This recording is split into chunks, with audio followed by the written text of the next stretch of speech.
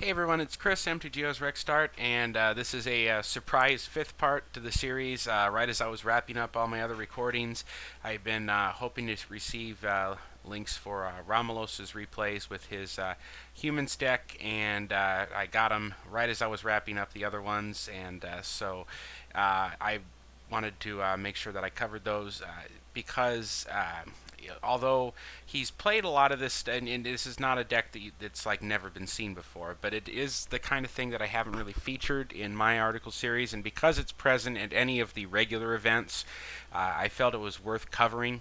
The way that Romulos is playing it here is in a Bant build, but it's basically sort of a good stuff humans deck. And the Noble Hierarch and the Knight of the Reliquary and the Geist of Saint Traft, all very much in line with what you might see in modern or legacy Bant deck, for instance. Mother of Runes is extremely popular for being able to, if she's goes unanswered turn one, it can be a real pain in the butt to get rid of her. He's got the full complement of 8 1-mana Exilers in here. Ulvenwald Tracker, let this guy live at your peril because yeah, with the ability to get these big knights out, he can really start picking off your guys. It's really good for Baneslayer Angel as well, and it gives you something to do with a Angel creature token, for instance, before it would disappear. So another a good thing to do with a Geist. Of course, you can make the Angel creature token and then use this guy to have the creature token fight something off that would be a blocker for Geist of St. Traff, for instance. So a lot of good stuff that this guy can do here. The one time I let it live, I certainly paid the price. Thalia and Gaddock Teague. Gaddock Teague is one of the off-tribe additions he's done here. This is something that you see a lot in Romulos' decks, is to put a complement of what you might call hate bears, such as Teague here. Everything in his deck plays under Teague, as it were. But Teague shuts down not only board sweepers, but sometimes it incidentally catches combo pieces and things like that. And so it's just sort of a safety net. To include in your deck if your colors and everything can support it. You never know what kind of combo decks are going to show up in the week. It doesn't have any counter magic or anything like that, so it's just a little insurance against that. Thalia is nice insurance against things like Dream Halls and stuff, for instance, too. So, and not to mention that she fights well on top of that. And he is a pretty heavy creature count here, so he can certainly support running the Thalia. Knight of the Reliquary, obviously, just a big, beefy beater. Aura Shards, he's just playing as a singleton here. Give him a chance to take care of some equipment on the opposing side, as well as possibly a troublesome artifact or enchantment in general. But equipment's usually your target for what's giving you trouble. And he's got 3 swords in here, and it is remarkable to me a little bit that when Stoneforge Mystic went by the wayside, everyone just suddenly seemed content to just run 3 different swords, protecting from 3 different colors, and just go, if I draw the right one, I guess I do.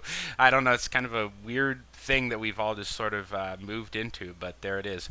Like the Baneslayer Angels up top as a finisher, having just a couple seems nice, and the one Mikaeus seems alright here too. He doesn't have like a token strategy or anything to really max out the power, but still pretty solid. He's got Yavimaya Hollow in here, just just a couple of Miser's copies of some good legendary lands. Iganjo Castle helps to protect Thalia, as well as Mikaeus and Geist of Saint Traft as well, and Gaddock Teague. So it actually has quite a few targets that it can save from lightning bolts. So let's take a look now at the replays and see what we got. Here's him against Kumagoro's Angels deck. Kumagoro's Angels deck was on a Cloud Shift kind of plan, and he was just in red-white with it. I've built a deck like that myself. That actually was very similar to the one that Kuma ended up with, except mine also played blue, and instead of medallions, I was using the signets, I believe. So Thalia comes out. We've got a Slayer's Stronghold over there on Kuma's side, and a Resto Angel getting flashed in and then removed with a Swords. And Thalia and Mother of Runes is the board, and it will be wiped with a Wrath of God.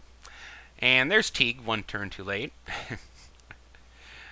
And Teague's going to get Swords to Plowshare, and we get another Pearl Medallion out. So white spells that Kuma is casting will cost 2 less, and there's Linvala. The medallions seem pretty nice with me, with the Slayer's Stronghold especially. Long before he would necessarily have to, he can cast out guys at much lower mana and use the Slayer's Stronghold. Now, a Chroma's Vengeance, the board there, did take out both of his Pearl Medallions. Now, here comes a Geist of St. Traft, and probably wishes he'd had something like that. Now, the Yavimaya Hollow is going to save that from anything except from Wrath of God, from which you cannot regenerate. He's got a Snapcaster Mage that's going to let him get back one of his 1-mana removal spells if Kuma gets anything out here. Pearl Medallion comes down, and here comes Thalia. And he's going to beat in with the Geist.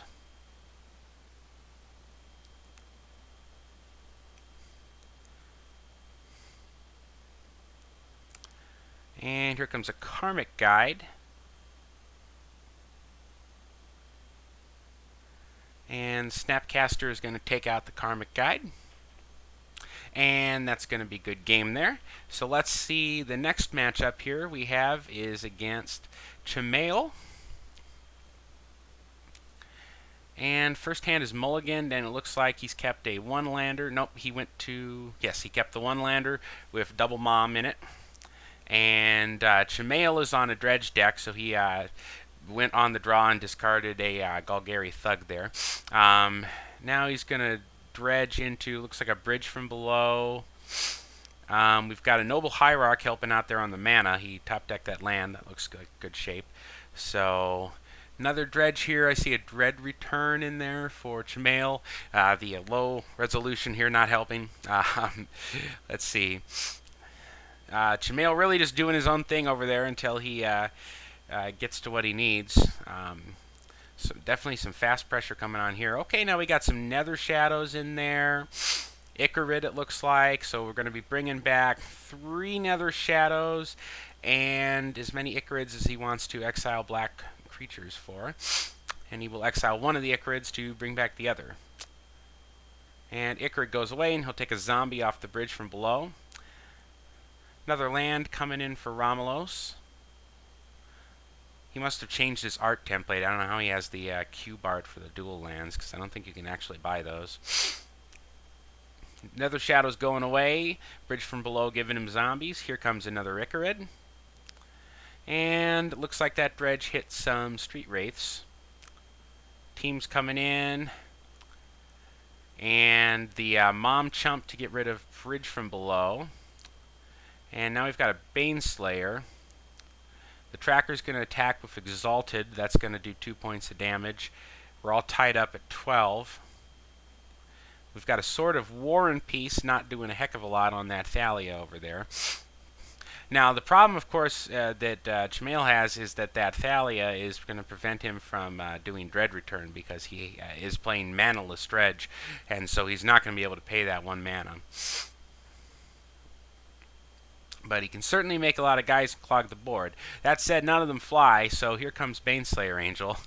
And given that there's still 5 cards in Chamail's hand, Baneslayer popping the Sword of War and Peace should do it here. Now, he discarded a lot of cards. That was a good play there.